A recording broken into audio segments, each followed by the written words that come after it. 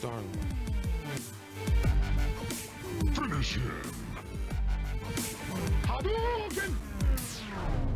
Fatality. And welcome to episode 44 of the Free Your Geek podcast.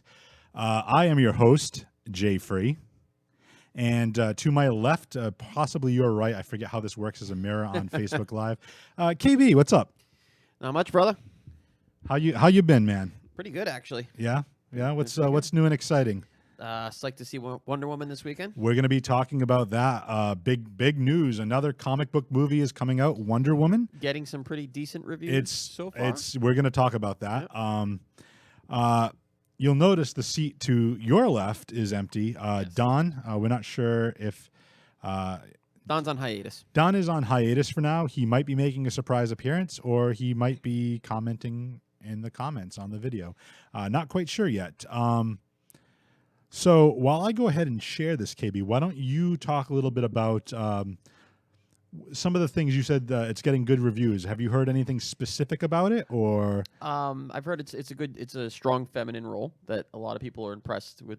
We haven't had many feminine heroes, so a lot of people have been impressed with the way the story's unfolded, and they've been impressed with the work by the director. I can't remember the director's name offhand. You remember the director's name? No, but I can find it. But anyway, they've been very impressed with it. And people have said, this is much better than, Suicide Squad or the Batman versus Superman movie. So I'm just excited to hear that there's something positive coming out of some of the reviews for this movie, because we know, Jay Free and I, we love Suicide Squad. Batman versus Superman, we were thumbs down on. But it's just nice to hear people saying good things about the movie. And the movie was directed by Patty Jenkins. Yeah. Which is Because awesome. a lot of people were uncertain, I guess, of some of the things that she's done. She's done Monster. Monster was fantastic. She's done some. She's actually done some stuff for Arrested Development. She was director for a couple episodes of Arrested. Entourage. So she's done The Killing, which is a TV series. So she's got a little bit of a diverse background resume. Yeah, she's got a nice little resume. But this is. And I love, the whole theme of today's episode is really like a girl power type of thing. And the director is exactly. So, as we get rolling, we hopefully see what's going on with this. But I want to talk about a little bit before we get into that. Before we get into Wonder Woman, I want to talk about some other film stuff we got going on right now. Pulling up the trusty iPad. I made some notes here, which kind of interesting. I want to get your take on it. Now, you're typical gamer as well. Yep. Want to talk a little bit about this. Have you ever played the Uncharted series? Yes. Okay. Did you hear the news about the Uncharted movie that's being made? I heard some news. Okay. Do you know who's going to be playing Nathan Drake? I have not heard that yet. Tom Holland, our upcoming Spider-Man. Oh, yes. Actually, because it's going to be set as a prequel. It looks like, and I guess I've only played the first two games, but I guess it's going to be Uncharted 4. It's going to be a prequel with it. Uncharted 4 is kind of a prequel. But I think I said from what I read, it's the John Viveris. Hello, sir. We gotta get John to come back. John needs to come back, especially we're going to talk about video games. But yeah, from what I read, I guess in the third video game, there's like a cut scene with a young Nathan Drake and a younger Sully, where he kind of mentors him, and Tom Holland, our upcoming Spider-Man, as I mentioned, is going to be playing that Nathan Drake character, and he is recommending that Chris Pratt is Sully. Which I think it'd be cool to see Star-Lord mentoring Spider-Man. I think that's a pretty cool. But there is some of that prequel material in 4 where they do go back. Okay, cool. So for me, who's a little bit unaware of it, why don't you give me just like a quick breakdown from what you can recall, like from 4, or from 4, or from 3, if there was a. From 4, it's like they're in Nathan Drake's in an orphanage, and it actually focuses on he has an older brother that comes back, and they go on this on an obvious treasure hunt. But it was just really fantastic because his brother is also teaching him how to jump rooftops and do those kind of things. And the brother's kind of more of like an outsider, outcast kind of guy. In the place that he's in is kind of like it's like a orphanage run by nuns and stuff. You know what I mean? So very different opinions of of his brother, him versus the school. So that's a little bit extra, you know. But I'm more I'd more want to see the Sully part of it because Sully's just such an interesting character, you know. And what do you think about the thought of Chris Pratt? Do you think Chris Pratt could pull off that character? I think so. I absolutely think so. I think Tom Holland is a better choice for Nathan Drake, though. I think Tom Holland is he's up and coming, you know. Yeah, I mean the dude is talented. Like I've seen, he's athletic just from what he can do with like the parkour type stuff, and so from Spider-Man to like a Nathan Drake, I can kind of believe, you know, he can do the physical stuff required for the role. So I think that's pretty cool. As we mentioned, John's watching along with us. One of our other typical and regular viewers, Rich Marini, my buddy Rich, who we've had on the show actually back to back to talk more horror. I think he's working a double today, so I don't know if he's going to be jumping on. But Rich, if you watch us at a later time, it's your birthday today. Happy 113th birthday, buddy. I think he put like something that he put was like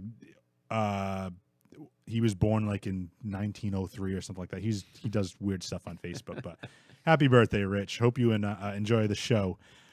Next piece of news I kind of want to get into. Okay. Before we talk about you know, our main topic, because we're going to spend a lot of time talking about girl power. But did you watch Stranger Things? I can't remember. Yes, I did. Okay. So there's a New Mutants movie coming out. Mm-hmm. And it's already going to be starring a couple of people, such as Rosario Dawson. She's going to play Rosario Dawson. She's like all immersed in Marvel right now, which is amazing. Who is she playing? Does it say? It just says she's playing a. Basically, she's saying she's playing a mentor figure to the group, a medical doctor who has the ability to generate a protective biofield around herself. Okay. That's the rumor. And they also have Anya Taylor-Joy from Split and The Witch. She's going to be playing Magic, Colossus's little sister. Okay. Who goes to the dimension of Limbo. Eric Tolley, what is up? How are you, sir? Thank you. Our illustrious CEO is watching with us. And we have some exciting news for those that are watching and will watch later. We're doing a giveaway, and we'll talk about that in about 5 minutes. And I want to kind of spend some time on that. But going back to this New Mutants thing, one of my favorites, Macy Williams, who plays Anya on Game of Thrones, is going to be Wolfsbane, which is amazing. And they just announced that a Stranger Things alum has been cast as Cannonball. So it's going to be Charlie Heaton, who plays the older brother Jonathan. His little brother Will goes missing in Stranger Things. Okay. He's going to be playing Cannonball, which might be the leader of the New Mutants. So I think he's a good cast. I think it's Sam Guthrie. You know, Cannonball is a great character, one of my favorites from the New Mutants into X-Force in the early 90s. And then he became an X-Men later on in the mid-90s. And just really like that character. That whole family, the whole Guthrie family, is a bunch of mutants because you have Husk and you have, I can't think of his name, but his other little brother was like an angel. Mm-hmm. So many different cool characters within that mutant gene family. So that's just another cool piece of news. I'm very excited to see how this movie is going to. I'm just excited about the cast. It's for people who aren't familiar with New Mutants. It's kind of nice to have those names to bring people in. They said that other characters looking to include in this movie though is Daniel Moonstar, Okay. who was Psyche and then later Mirage, and the shape-shifting alien Warlock. Okay. Which I think would be kind of cool. See, I'm not familiar with all of the New Mutants, only a couple of them. Yeah, well, it's a great team. Like, I love the idea of the New Mutants, especially since we've had X-Men teams and Deadpool, and we kind of got a little taste. Not really that it's surprised they haven't done like Generation X. Well, that New Mutants were Generation X before Generation X was Generation X, but I'm surprised they didn't call it that. We kind of got a taste of the New Mutants within the film Logan. Yeah, I mean, even though it's not necessarily tied to the continuity of the X-Men films. You have, you know, Laura X-23 and Bobby and Sunspot and a couple of those other characters who were the next generation of mutants. So I'm curious to see how this is going to play out. Also, despite early rumors, James McAvoy will not be making an appearance as Charles Xavier in this film. But that would be kind of cool, even if it's just a cameo. I'd like to see that. So any other thoughts on that before we move on to our third piece of news? Be interesting to see how Maisie Williams does. Yeah, I mean, Game of Thrones is Yeah. pretty much coming to an end. She's going to Yeah. be. And you have Sophie Turner and Sophie Turner is Jean Grey. Imagine if we so- get the Stark sisters in another movie with Jean Grey and Wolfsbane together. I think that'd be Yeah. kind of cool. We moved from film to TV, and I don't know if you know this, Mm-hmm. but apparently it hasn't been picked up by any network yet. But there's a Sin City TV series in the works. Really? Who's got it in the works? Is it a studio? It's or is the it- Weinstein Company and Dimension are developing a TV Okay. reboot of Frank Miller's Sin City. The former Walking Dead showrunner Glenn Mazzara, whose other credits include The Shield and The Omen, is set to Okay. pen the script. It's going to be a departure from the films, though. It's going to introduce original characters and timelines to the world of Sin City. So I'm not quite sure how I feel about that. I mean, if they can do it in the same vein as that world and have Yeah. interesting characters, I'm all for that. But Is it going to be the black and white? they haven't said anything about that yet. They're still. I mean, because if you don't, that kind of ruins the film, doesn't it? Oh, the show. I don't know. I mean, if it's a standalone and it has no ties to the film, I'm absolutely cool with that. Because I mean, it's kind of drawn that way too, though. It's like kind of the Very gritty noir-esque. like how are you going to capture that in color? Yeah, I don't think you can. I think they're going to stick with the black and white. I'm just curious. Again, this is just kind of slowly getting the ball rolling. It still has to be picked up by a network. It still has Sin to go. City to me is like hit or miss because I love the first one and the second one got such bad reviews. I like didn't even bother to see it because it got trashed so badly. So I'm always cautious with Sin City. Yeah, I mean, I don't know if they do. Like, I could see Sin City fitting on like a network such as FX or something along the lines. Or where they can- streaming picks it up. I wouldn't go Not streaming. Netflix, but maybe one of the other streaming services. Maybe I could see it. Like, it depends what they want to do. Like, I'm wondering if maybe somebody like HBO, Yeah. with Game of Thrones going off the air, if they're looking for that. I mean, I know they're talking about there's going to be some 3 prequel type of things, and they want to keep the Game of Thrones world alive. But if they're looking for, Westworld is kind of filling that role right now yeah. for that need for that big. But again, another big show that. Sin City, if you do want to talk gritty and dark, I think HBO Stars. is also a good. Stars would be a perfect another- home for yeah? it because Stars, they just finished Black Sails. Yep. And I'm not sure how Power is doing these days. So they may actually be maybe looking for something to fill a slot. So Very interesting. So that's all the news that we have for now. We're going to talk a little bit about Wonder Woman here in a second, but I want to talk to you about a contest that kind of dawned on me a little earlier today. As of this recording or this live stream, it is June 1st, right around 7 o'clock at night, 7 p.m. Eastern Standard Time. I got the idea that I want to. Have you heard of like Loot Crate or anything along those lines? there's So for lots of those types of crates these there's days. tons of like these subscription boxes, which they pack whatever your interests are. They do some clothing and gadgets and toys and all these other things in one box, and it has a theme each month. I'd kind of like to do that, so I thought of an idea of putting a box together for our viewers and listeners. So what I'd like to say is, if you're watching this on Facebook from any time in the month of June, if you share any of our episodes, you're going to be entered in a chance to win this box that I'm putting together. So basically, it's over $100 value. Swag. It's geek swag. It's nerd swag. There's going to be stuff from Game of Thrones in there.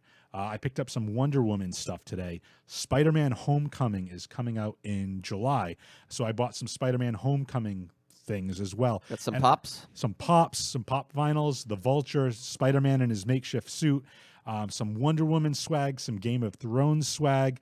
We'll also, when I pull the winner, we'll also get your T-shirt size. We'll throw in a Free Your Geek T-shirt in A there. lot of people want those T-shirts. A This lot is of your people, chance. yeah. It's your So chance to get that T-shirt. KB, model that a little bit. There you go.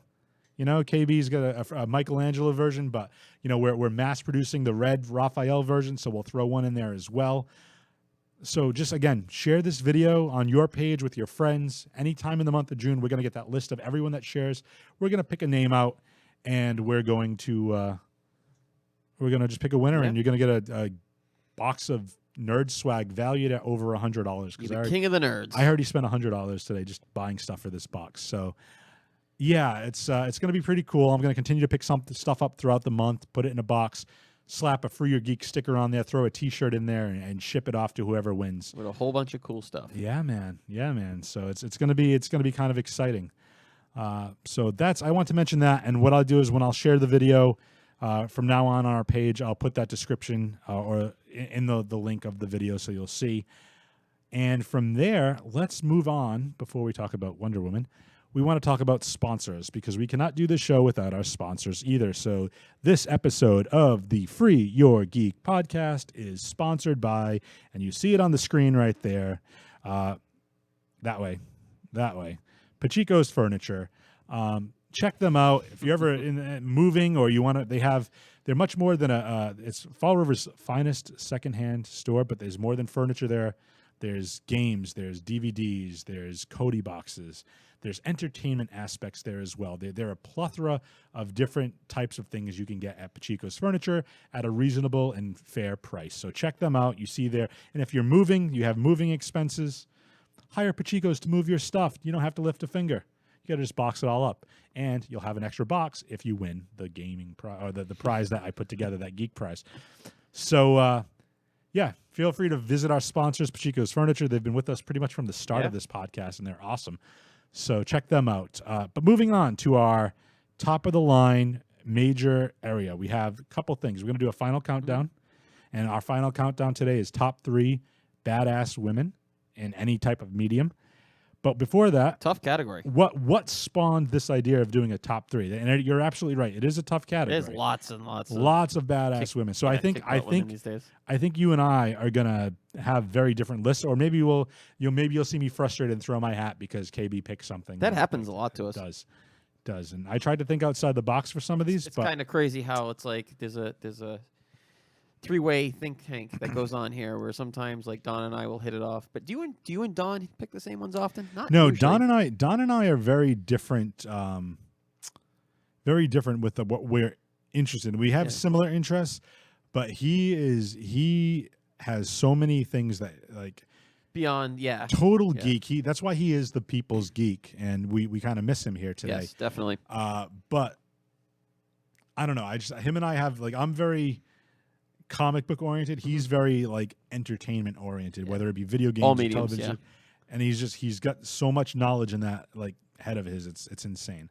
Definitely. But what spawned the idea of doing this badass women's list, this top 3, this final countdown was the film that's coming out on Friday. Yep, Wonder Woman. And KB, I'm gonna try to see it on Tuesday, but if I don't, we're gonna try to get to it this weekend. If not, we can. Let me know because here's the thing. One of us will see it and one of us is going to give a review before the next show. Yeah. So, but what do we hope to see? We know what the setting is. It's going to be set in World War I. Yep. So it's kind of interesting. Because it was kind of drawing when it first came out that it was going to be World War I, was drawing parallels to. Well, plus we had the picture in Batman versus Superman was a little bit of a hint to this. Correct. But it was been drawing parallels to the Captain America. Really?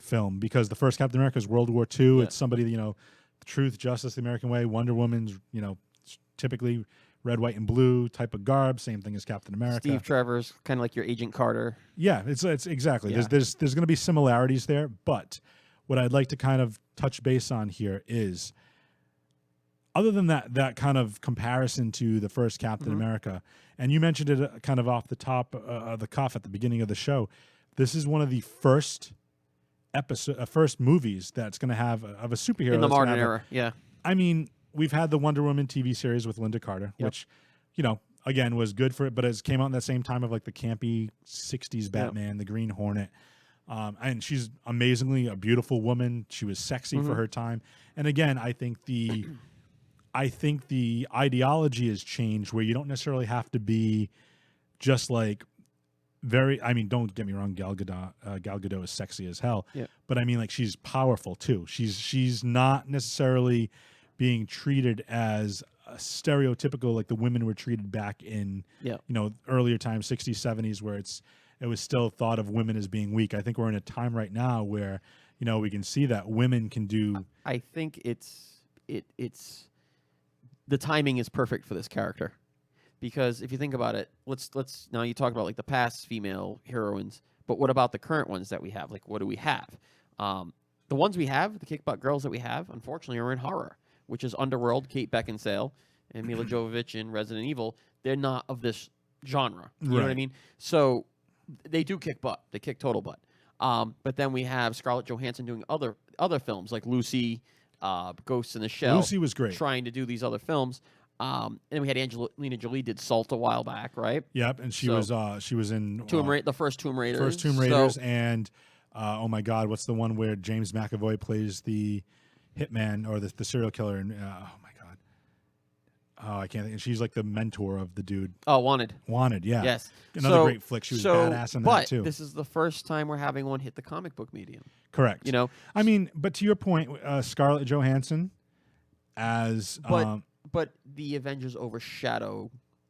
You know what I mean? It's not this the is lead. she's the lead, and rather than just being one of the Yeah. team, she's the lead. Okay, I get And that. we have, and you remember the next things we have coming out is Captain Marvel would be the next one that's on the list, and that's what 2019, I think. I think Captain Marvel's 2019. So this is where basically DC's ahead of Marvel at this point. Yeah, and if you look at the success of Harley Quinn and Suicide Squad, Yes, you go to Comic-Con and how many women are dressed as Harley Quinn? and I agree, and she's a great character. So would we see Wonder Woman come back at this year's con?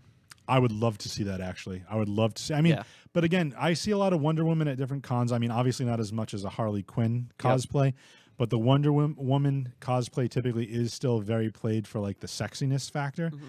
And I'd like to see, again, I think the costume, from what I've seen is, It's not overdone. It's not overly sexy. Exactly. It's relatively clean. But Wonder Woman was kind of always relatively clean, wasn't it? I mean, it was never.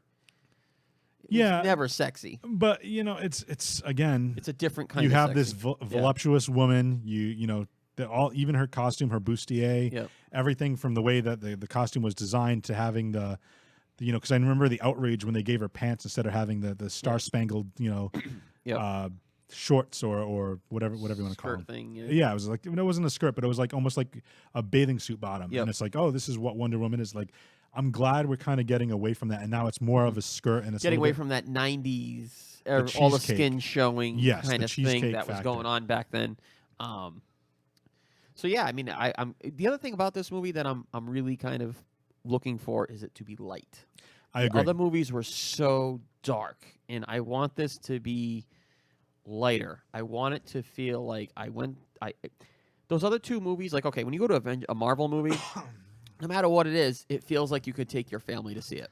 Yep. With Suicide Squad and Batman versus Superman, and even Superman, like I felt like they really weren't family movies. Well, I feel like this, I'm hoping it's like, yes, you would take the family to go see this movie. I'm going to retort that, but before I do, I just want to say hello to Paul, who just said evening, gentlemen. So, hi, Paul. Thank you for joining us. I want to say, though, I agree with that. And I think the reason behind the darkness is because with certain characters, for example, you started off with Batman. Like other than the Christopher Reeve Superman movies, which are, the whole tagline, "You'll believe a man can fly." Yep. You had the Michael Keaton, Val Kilmer, and Batman's always been god dark. awful. Yeah. No, but I'm saying the god awful George Clooney version. Like that took light and cheesy and campy to a whole other direction. Yeah. But then you had the Christopher Nolan Dark Knight series. Batman Begins, The Dark Knight Rises. But they didn't feel as dark as these, though. But it's still a broody, Yeah. and that's how Batman needs to be. Batman is a jerk. Batman is a DB. He's not a likable person, yeah. but he's also very effective with what he does. See, I think the biggest mess up that they've made with the DC cinematic universe is Superman's character, his personality. Well, yeah. So I think I think that makes the whole thing dark. that was my point, though. Yeah. So they found success with the Dark Knight, the Nolan version of Batman. So moving forward, DC wanted to stick to that, with Superman. to that whole kind of feel. But Superman isn't about that. Superman is about inspiring hope amongst the people. He's the Stay light. true to what the character is. But you talk about him and Batman teaming up, world's finest or whatever. Batman's the darkness. Superman's the light that balances out Honestly, that darkness. to make you laugh, I kind of like the Superman the Superman version that's on Supergirl. Yeah, Supergirl. I really but- do. but that's- that but- guy should be in the movie. Well, again, I Like- think they can take pieces of that and they can kind of like pepper that into the suit. It doesn't have to be like happy go lucky all the time. Yeah. Because even like the Brandon No, Routh and it shouldn't version, Superman Returns was okay. I didn't like the story as much. But the whole idea of it supposed to, Superman is supposed to inspire hope, and I think this is what I hope that Wonder Woman picks up, because Wonder Woman, like Superman, Something's gonna lift the Justice League. she's because Wonder Woman's always been the heart of the entire. You want to talk about the Trinity? Yeah. So Batman, Superman, Wonder Woman. Wonder Woman's always been the heart. She's always been the conscience of these teams, and because her character, she's so from the way she was brought up, the way she grew up on Themyscira, and just all it's all about justice. It's all about fairness, and I just And think, she's a god. well, it theory. depends. It depends what origin they Yeah. go with. So I'm curious to see what origin they go with. Oh, Paul jumped in. What did he say? Not to get too much into the whole Batman mythos, but he said the best villains were in Batman for DC. Oh, absolutely. This best rogues gallery there is. I think, if we want to talk about rogues gallery, top 3 to me goes Batman, Spider-Man. Flash. Yeah. Absolutely. There- Batman, there's- Spider-Man, there's- Flash. I don't think there's any disputing that. Nope. But I agree with getting into the villains, if we want to talk about that, with Wonder Woman inspiring hope and it having those parallels to Captain America. Like you said, Steve Trevor is kind of like the DC version of Peggy Carter, if that's the route they go. I love the fact that, again, if it's going to be light and they play it up for humor, with Steve Trevor, in World War I, where he's kind of like, oh, stick behind me, and he puts his arm to protect Wonder Woman, and she kind of like gets in front of him and saves him. Yeah. I love that. I think that's I love, and then he kind of plays it from more of a humorous side, like, or you can stand in front of me, or whatever the But that's what's punchline been is. missing from these movies. Yes, I agree. Absolutely. What do you expect to see from what do you want to see in reference to other movies in this movie, like hints and drops? Like, what's something you'd want to see, like related to like the Flash or Cyborg or? So my thought on that. Imagine a Green Lantern drop. So here's my thing with this. I think it's okay to drop hints. I don't want to see, like, for example, Batman versus Superman. We saw the Flash. We saw Some of Cyborg. the Joker Cyborg. stuff. Yeah. Yeah, and I'm not even worried about that. But I'm thinking more like other characters. Flash. We know Aquaman. What's his face? The Dothraki. Khal Drogo. Yep. What's his name? Jason Momoa, is that it? Yep. I know, He's going to be. They're doing an Aquaman movie, and they kind of gave little hints to each of those characters in the Batman versus Superman movie, right? Which, the Aquaman's another movie that worries me because it seems very dark from what they showed, and I hope they don't go that route. I mean, I think it's going to be so. Yeah, I don't know. I don't know with that, but my point to your previous question, I don't want them to include any other characters. I don't want to see I don't want to see Flash. I don't want to see Aquaman. I don't want to see Cyborg. If you want to give hints to other villains, like I don't know who the villains. I can't. Cheetah. I would like to know, but I mean, I don't know who the main villain of this is going to be. I think it's like Dr. Poison or something like that. So it's not like a. It's not like Cersei. It's not Cheetah. Cersei It's or not. Cheetah. But I would love Vixen. to see. I would love to see little Easter eggs, like alluding to those villains. I would like to, if you're going to do anything for the Justice League movie, mention, again, because it's set in World War I don't know unless There's not they show much you any, could really put. unless they show any present time, unless maybe Maybe just a streak of the Flash going back in time or something. or how about for example, just off the top of my head here, she's on Themyscira, and up comes they talk about powerful gods and stuff, and the helm of Dr. Fate, if we're talking about magic, or just you can just mention it, the helmet of fate, or whatever the case might be. Don't necessarily need to include a specific character, but I'm excited for it. yeah, I am too. I'm just hoping to see something that says, "Oh wow, I can't wait for the next DC movie to come out." I agree, but I also think it's important for Warner Brothers, for DC, the whole film continuity, to have this be a film, because it's gotten such negative press from, what is it, Man of Steel, which was super dark, and then they did Batman versus Superman, which, again, not my favorite movie. You can go back and listen to our profanity-laced tirade on that way back in the day. That was just awful. The extended version is a little bit better. It explains a little bit more of the plot. Was it take it from a 5 to a 6? I took it from like a 5 to maybe like a 7, actually. So it makes it a lot more of a watchable movie to me. Again, just my opinion. But I think the whole, like, to your point, everything's been so dark and so dreary, and there's a place for that. Yeah. In the But Suicide Squad, they had to cut stuff. And it was too dark. The Suicide Squad was too dark, and they cut stuff, and a lot of that plot made no sense too. But it was it was more of an enjoyable to me. And the reason I think, because A lot of people didn't like it. and that's okay, because here's the thing. This is where because people say the same thing to me. How can you give Batman versus Superman, such a low rating, and give Suicide Squad a better rating, it's because I didn't expect as much from the Suicide Squad. Yeah. Because for the most part, other than Harley Quinn and maybe Deadshot, I mean, no offense, but Batman versus Superman was hyped for like over a year. right. And I think Suicide Squad is a lesser known property other than Harley Quinn and Will Smith as Deadshot. I mean, Captain Boomerang, Katana, Killer Croc, any of those other And the characters. Harley Quinn knocked it out of the park, really. Right, no, I agree. So- But what I'm saying is, yeah, I was impressed. But again, same thing with Batman versus Superman. Affleck as Batman was amazing. Yep. Gal Gadot as Wonder Woman. I was so down on that pick when I heard, but Yep. he was honestly the thing that has stood out to me in the Batman versus Superman and even the Suicide Squad. Like, he has stuck out to me as being a pretty good Batman.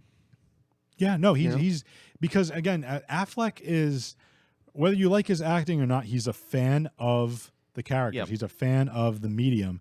He did a foreword to a Daredevil trade. I can't remember the name of it, but Kevin Smith wrote it. Yep. And Affleck wrote, and I have the trade, and Affleck wrote like an intro to it, which is awesome. And he's a big fan of the Which Daredevil. I wasn't a fan of his Daredevil, But again, he respects the character. Yeah. He respects the history and the genre and whatnot. And John Viveris makes a very good point. Hopefully, Joss Whedon taking over for Snyder on Justice League helps these movies. I agree with that. Unfortunately, we give Snyder a lot of crap, but the reason he left the movie, I don't know if you heard this, it was like for family reasons, and he had a big tragedy happen in his family. The other thing is, I don't know. I know like Nolan kind of took him under his wing, so to speak. yeah, But it does, like, from articles that I was reading, if you go back to the rant show that we did, from things I was reading back then, it didn't seem like chemistry-wise, it doesn't seem like they match each other. yeah, And I think that's one of the problems. Because I just, like, the idea to kill Superman was, like, that was Snyder's idea. yeah, And Nolan was like, oh, I like this, go ahead. Like, right. and it's like, really, like, Nolan, like, why would you let that happen? Like, Right. It just... But to John's point here, if Whedon's taking over, going back to the whole will movies, be brighter and lighter, and a little bit. I don't want to see it like, I don't No. want to see it super like, here's the thing. we don't want unicorns and rainbows. No, but even like the Avengers, Yeah. the Avengers movie, like DC and Marvel, for me, have a little bit of a different vibe, have a little bit of a different tone, and I think DC needs to be a little bit darker, but it doesn't mean you can't balance that with humor as well. Yeah. Like we saw from some of the previews of the Justice League movie with Aquaman jumping on the Batmobile. Keeping it dark or- doesn't appeal to the average fan.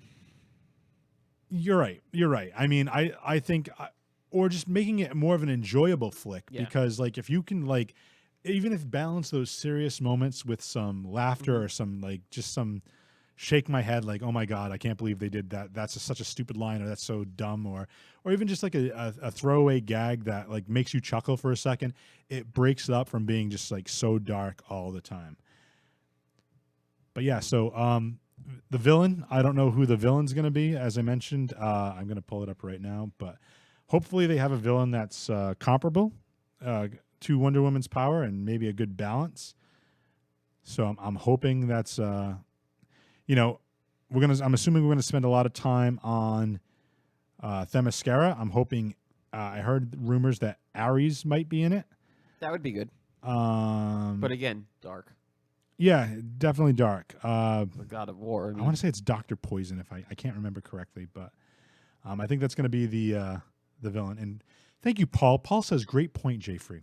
Thank you, sir. Anything else you want to talk about Wonder Woman before we? no, just super excited. I'm hoping it's good. Oh, Really, John, really John's hoping it's agreeing good. with me too. I like it when you guys agree with me. Thank you very much. For those of you that just joined, though, I want to just point out real quick. You gonna talk about the package again? Yeah, I'm gonna. That sounds dirty. We're gonna be talking about basically what I did was kind of like a loot crate. I'm putting together a Free Your Geek box that I'm gonna give away. It's gonna be a package of all geek swag worth over $100. So for anyone who shares this podcast or video on Facebook from now till the end of June, so we got 4 episodes. We'll pick the first week of July. I'm gonna pick everyone who shared, pick a name out of a hat. Sorry, KB, you're not eligible for this prize. But we got some trade paperbacks. We have some plush toys, some pop vinyl figures. I want a Vulture Pop. I have a really cool Game of Thrones little like piece of memorabilia. because we want to talk about Game of Thrones is coming up in July. Spider-Man Homecoming is coming up in July. So I'm picking these other pieces from things that we're going to be talking about throughout the months of June and July, and I'm putting together a package that we're going to raffle off to one lucky person who shares the podcast.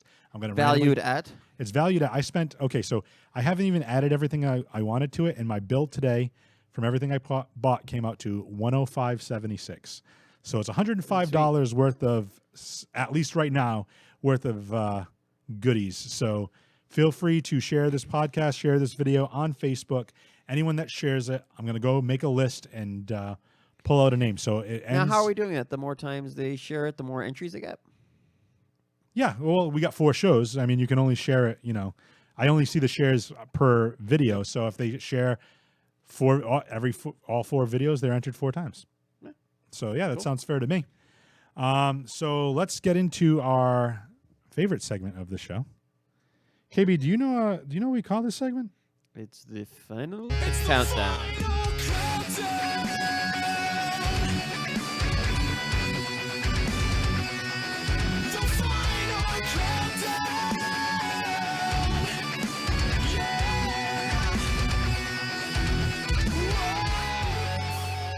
And the topic, you saw me fidgeting. I was taking my paper out of my wallet.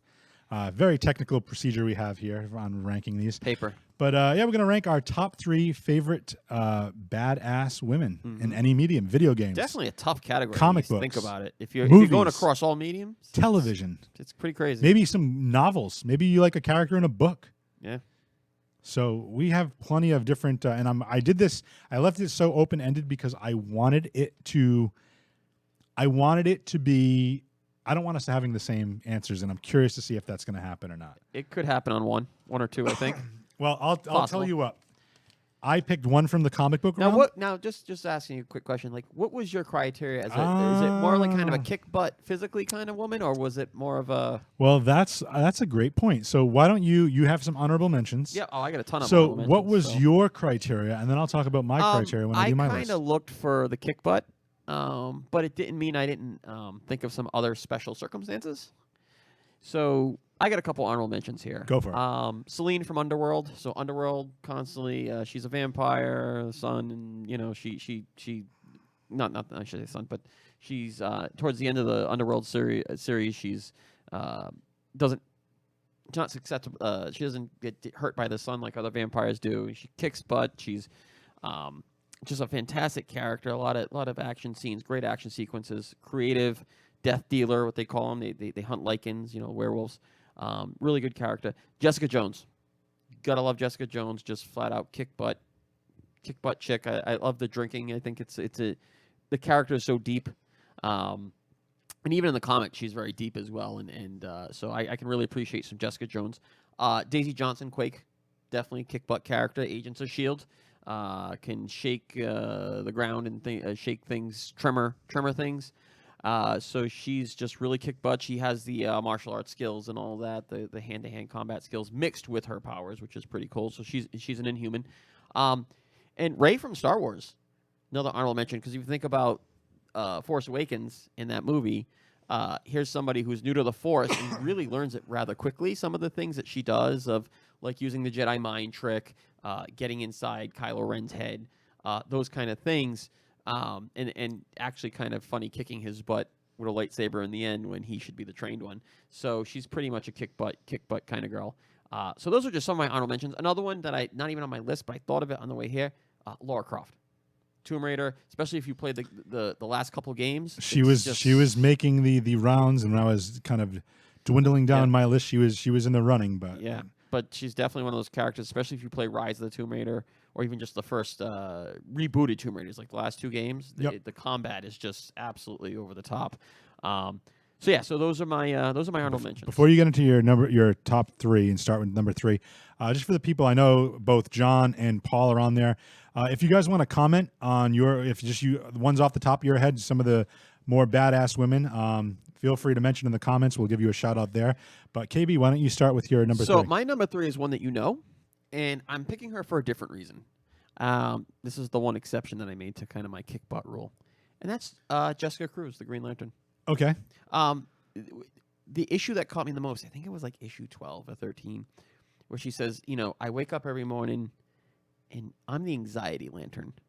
And if you think about that, how much willpower does it take for her to just get out of bed every day? Right. How much willpower is she developing, and how powerful is she going to be? Right now, like currently, I don't know if you're. Well, I wanted to say this before you get into that, Yeah. because you can explain that to me. But for the viewers at home and the listeners of the podcast version of the show, Jessica Cruz is one of the Earth Green Lanterns now in the DC Comics. For those that are not yet fans or haven't read DC Rebirth, basically what happens is Hal Jordan leaves Earth, and there's two Earth Lanterns now. It's Simon Baz and Jessica Cruz. And Jessica Cruz was at one point possessed by, was it Power Ring? I believe so. So it's Power Ring from the crime syndicate. And so basically she's got all this fear. She's anxious. She's afraid. And she's got this power, this Green Lantern ring that feeds off willpower. So to your point. Yep. So the anxiety, I think part of that ring choosing her was the willpower that she has every day to just get out of bed and do those things that she does. So the whole story is her trying to figure out why she's even a lantern, because of, the fear that she possesses. And we've seen some crazy power come out of her, like when she focuses her will. Some of the things that she does are just unbelievable. And right now, it's kind of funny. She was called back to Green Lantern Homeworld. Can't think of the name of it. Also, Oa. Yep, Oa. And now she's training with Kilowog and Guy Gardner. So they took her lantern symbol away to have her train with those guys. So when she comes out of that, I can't imagine how just powerful she's going to be. And I think that's talking about a different kind of battle. You know what I mean? That's a battle that everybody can relate to. Oh, absolutely. Everybody's had that day or that period in their life where they get up and they don't want to get out of bed because either their anxiety is crazy or they just don't want to face the day. So her living with that every day and battling that and being a hero, that's pretty badass to me. That is awesome. So that is awesome. So that's my number 3. Before we get into my number 3, I was on my phone. The People's Geek just sent me a message. So, what do you have to say? I'm not going to share that. That's going to be private. But if Don wants to jump on while we're live on Facebook and give his top 3 along with us, he's more than welcome to. And Johnny Leathers just got here as well. Friend of the show. Friend of the show. I actually want to have him as a correspondent from time to time. And once we in the new studio, we got to get the phones working here. Yeah. But I want him to have like a leather report where he's on location somewhere and just corresponds with us, as long as he can keep it PG or PG-13, Johnny. Yep. But I think that would be kind of fun. But my number 3. So let me ask you a question. You picked Jessica Cruz. I'm wondering, are all of your picks somewhat current in the mainstream? I'm curious about that. Yeah, but they're not as popular. Okay, so I'll break it down. We were talking about our criteria. I have 3. I have obviously 3, the top 3. One is from comic books. Honorables or no? No honorables. Okay. One's from a comic book medium. Mm-hmm. One is from movies, and one is from television. Okay. And my criteria was... Mine worked out the same way, by the way. Yes, I'd like a whole physical capability, like the physical kickassery, like somebody that just goes in and can be badass and mix it up with the dudes. I love that. How many were you not even thinking of? This ton. Well, I'm gonna wait. One of mine I think might kind of blow your mind. But I also, to your point, damn it. if Don is watching this right now, he better not respond. Johnny Leathers, I'm not going to repeat what you're saying, bro. That's so misogynistic, you jerk. No, just kidding. Love you, Johnny. But that's his shtick. That's his shtick. Not only did I want to go for people that for females that could kick butt physically. Yeah. Same thing with your Jessica Cruz. Somebody that's got some mental fortitude and mental strength as well. So my number 3 is from the comic book realm, Barbara Gordon. Barbara Gordon, because the way I look at it is, yes, she fought crime as Batgirl until she was paralyzed by the Joker, but she didn't let that stop her. She used the intellect and the know-how that she had as Oracle to help the heroes, and she still assisted. Even she didn't let her disability define her as something more helpless. She took it and she worked with it and she molded it into something that could assist. And then she created the Birds of Prey, other females as a superhero team going around and stopping crime. I think that's amazing. Yeah. I don't know. Gordon fan. Oh, okay. Ooh. Okay, John Vivera said off the top of his head, Jean Grey, Wonder Woman, Lara Croft. I agree. Johnny Leathers, I was just saying that I was making that comment about the misogynistic piece. Maybe it wasn't misogynistic, but just the line you mentioned about the Ghostbusters, the female Ghostbusters. I think that's hilarious. I'm not going to mention that on this show because I'm not getting that flack. That's you're hilarious. You're a stand-up comedian. Johnny Leathers is probably the funniest out of all of us, and I'm not going to touch that. But going back to our countdown. Barbara Gordon, I think, defines what a badass female should be. She had this thing happen to her after being this crime fighter, and she didn't let it stop her from being a hero. And I think that's 100%, 100% badass. So that's my number 3. Number 2. So this is one that you're probably familiar with, the Cavalry, Agents of S.H.I.E.L.D. Nice. Melinda May. Yeah. Melinda May is, I think, she's kind of the definition of badass girl, right? So here's a woman who's an agent of S.H.I.E.L.D. who got basically at the beginning of, if you've watched Agents of S.H.I.E.L.D., she's basically sitting behind a desk, and she's known as the Cavalry, and you hear all these stories through like the first season of like how she's the Cavalry and she killed 20 guys or 50 guys or whatever it was, like the number was always different, in one mission and just came out alive, and the story is actually much deeper than that. So there was an Inhuman. Her name was Katia, I believe it was. And this issue happened in Bahrain where she was rescuing Katia, and she had to kill all of the people, all of the guys who kidnapped her inside to get to her. But what she didn't realize is all those people were under Katia's command, and she had to kill Katia, the little girl, because she's a little girl, like maybe like 10 or 12. I forget how old she was. And after that, when she came out of that whole thing alive, she just went silent. She didn't want combat anymore. So she just got this, when that happens, all the rumors fly and nobody knows the whole story. And she was supposedly had a heart before this. And this woman is just like cold-hearted and iron almost this whole show. Just until recently, I think like the past season or two, she started to become more an emotional character. But the things that she goes through, she's the one who's always fighting, always kicking butt, always teaching all the other agents that are under her, and is basically like Agent Coulson's right-hand person to go to for everything. So she's just a badass character. And Ming-Na Wen, who plays her, is super, super nice woman. I met her at Comic-Con a few years back. Voice in Mulan. She was the voice of Mulan. And she looks amazing for her age because she's like 51, 52, I think. And she doesn't look, you know what I mean? She takes care of her. Like, she looks amazing. Mm-hmm.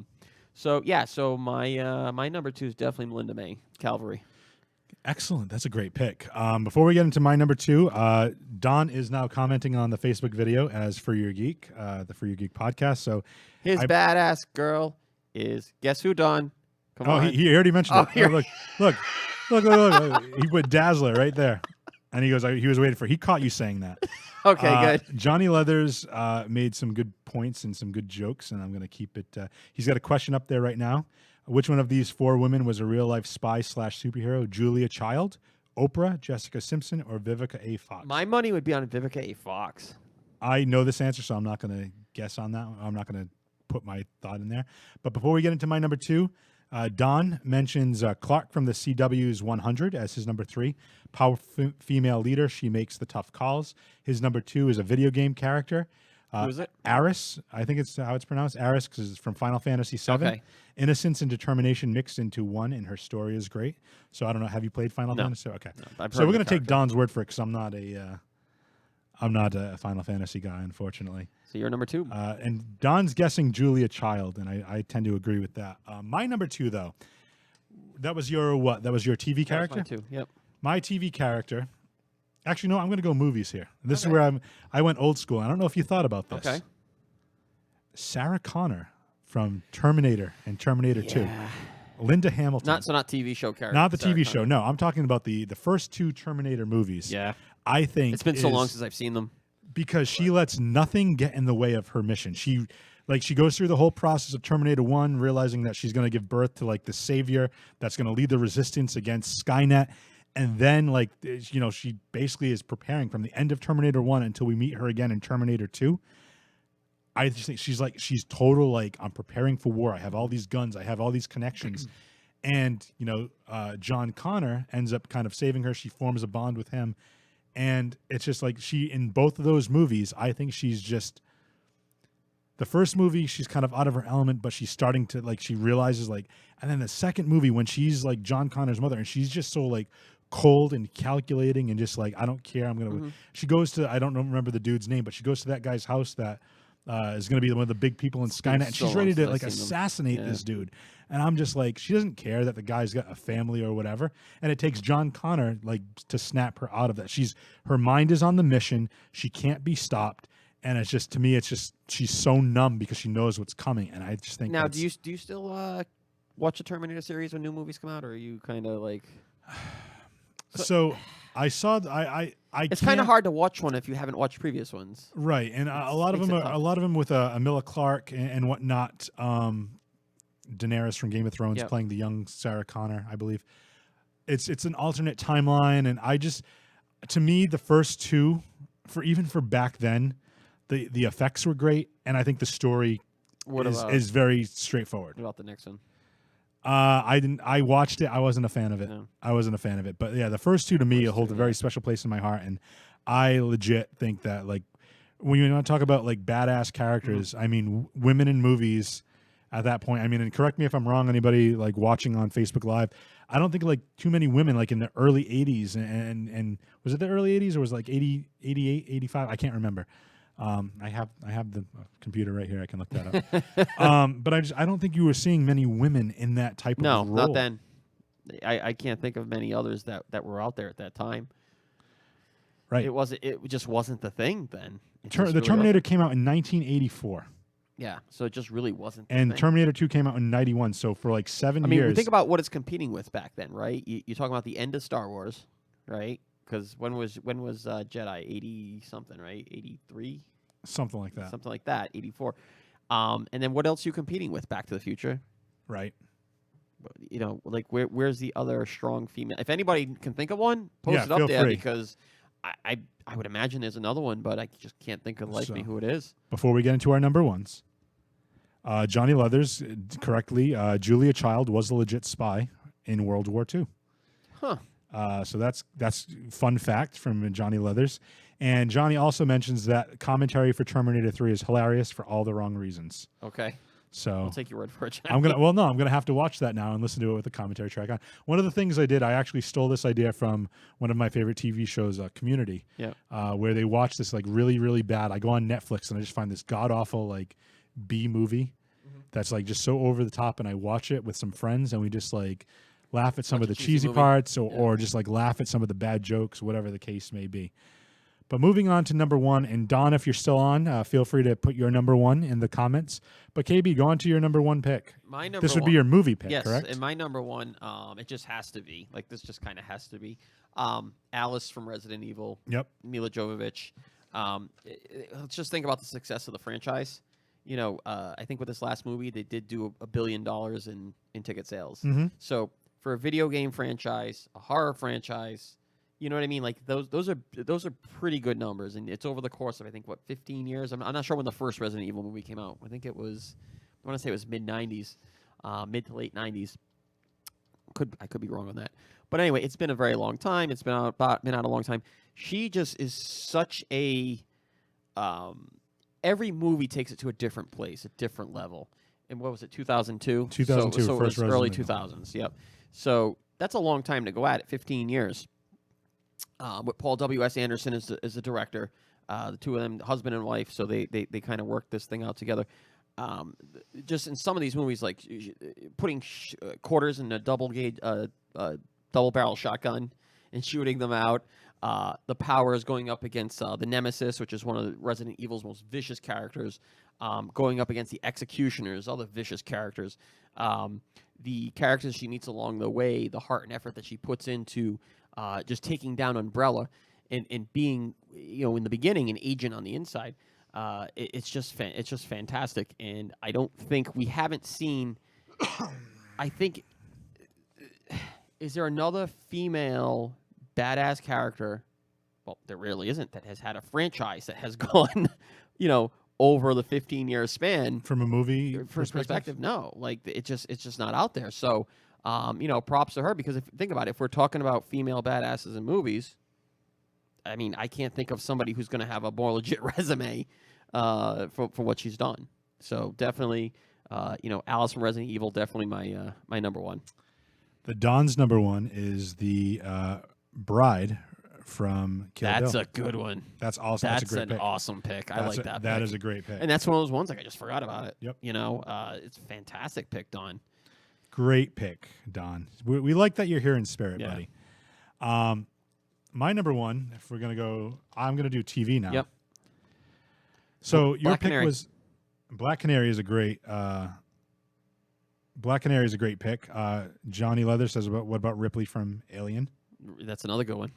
So many good. That's the thing. It's a hard list to do. To kind of like Such a whittle hard down list. and no, mine is from television. Was it from a DC show? It is not. Okay, so I now was I'm gonna say interested. Now I'm intrigued. from Resident Evil, right? To the opposite. What was Alice fighting? Oh, zombies. So you're going somebody Walking Dead. No, I'm going somebody fighting vampires. Vampires. Okay. I'm going to go to one character that kind of not defined my childhood, but I was young when the series started. Okay. I was like probably a Is teenager. that like Angel or something? It was Buffy Summers. Buffy. Okay, Buffy yeah. the Vampire Vampire Slayer Slayer. from the television. To be a 16-year-old girl and be chosen that this is going to be your life, you're going to spend the rest of your life until you die because you're the chosen one. You have no choice in the matter. Mm-hmm. And she picks up this mantle. She dies twice in the series, in the TV series, fighting, the forces of evil, not only vampires, but as the series goes on, she fights more and more. And that's a great. Another guest is Kate from Lost. She's attractive, but I wouldn't say she's badass. She's not really kick butt. No, but Yeah. Don says he could see me dating Willow, which is hilarious, and she's a lesbian. Thank you, Don. But no, I think just Buffy to just have all this responsibility thrust on her. She's comes from a single family. Her father walked out on her family. Mm-hmm. Then she's got this father figure in Giles, who's her watcher, who basically is guiding her to kill these demons, and he's trying to protect her. Handler. And she's growing up. She's a young teen. She's growing up into adulthood. She's, one of the episodes where she learns, I think it's the first season when she realizes she's destined to die. She's like, I want to go to college. I want to, get married, fall in love, have children, have grandchildren. And none of that is. Frat parties. Well, maybe that too. I mean, you got to have a little fun when you're killing some vampires too, man. But I just think it's it's an interesting concept. How old were you when that show came out? It started, I believe, in 1995, so I was like 13, I believe, or 96.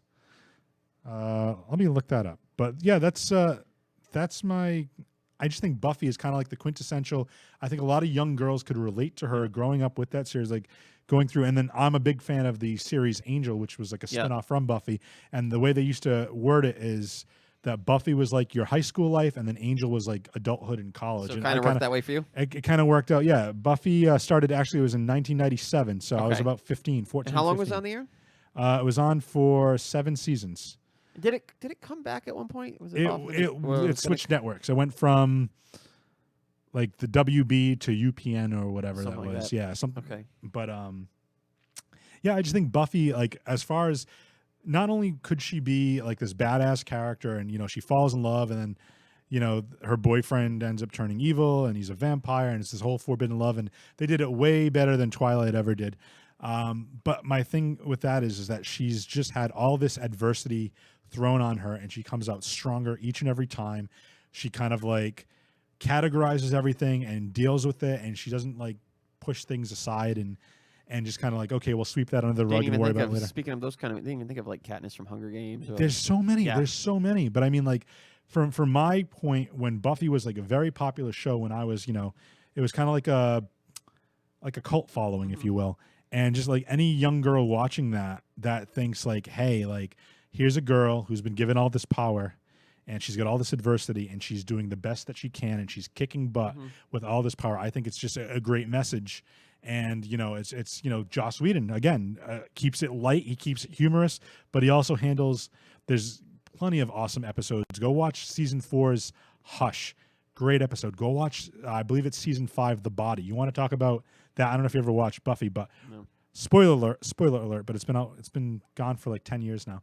her mother dies of a brain aneurysm, and she's the one that Ouch. finds the body. Normally, they have all kinds of little songs or jingles throughout the episode. There's absolutely no music in this episode. It's very somber, and just to go from a show that's very quippy and kind of pop culture references, they do all these little quips and jokes and references to different TV shows and other pop culture items, to just being this very somber type of episode. Just like to see her, Sarah Michelle Gellar, amazing, running the gamut of emotions from very funny and silly and kind of like a valley girl to, heartbroken and everything in between, and just seeing her go through it all with just poise and just badassery at the same time and never forgetting her mission, I think is great. Yeah, So that's my number one. it's good. I was kind of thinking you'd have something like that. Yeah, so I just I know thought that I knew that that's why I said Angel, because I knew it was something in that realm. When you said it was outside of DC, I'm like, well, that's the only other couple shows that really I can think of a character like that. Yeah. So good one, man. Well, thank you. So I guess we're gonna just wrap up here. Again, we're gonna go check out. One of us is gonna. We both might see Wonder Woman this weekend. I don't know what your schedule is, but one of us will see it before next week's show. Again, for those that are just joining now, I'm going to mention this ad nauseum, so you might as well just get used to it.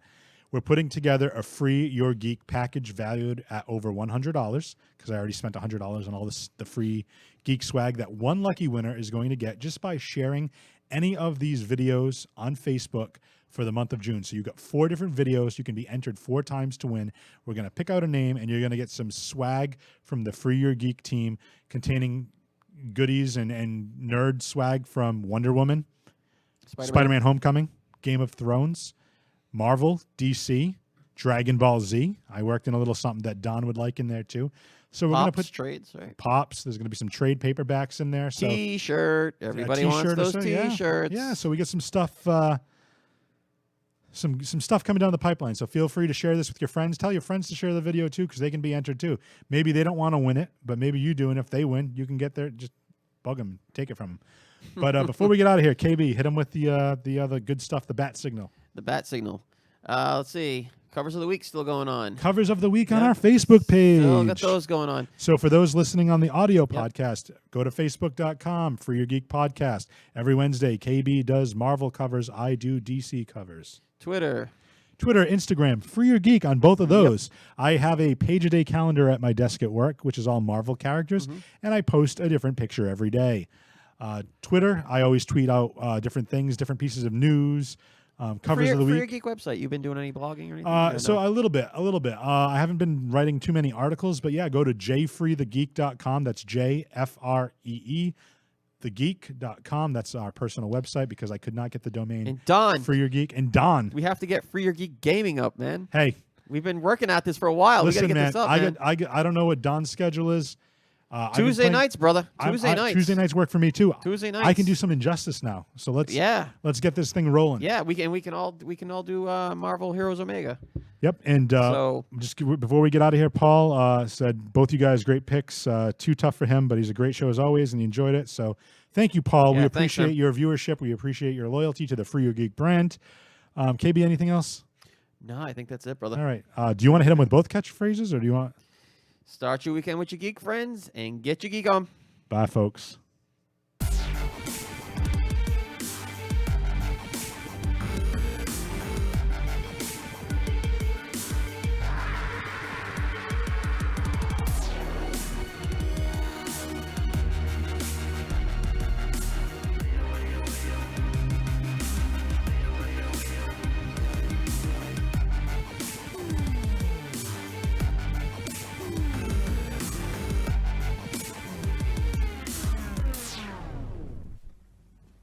You're still here.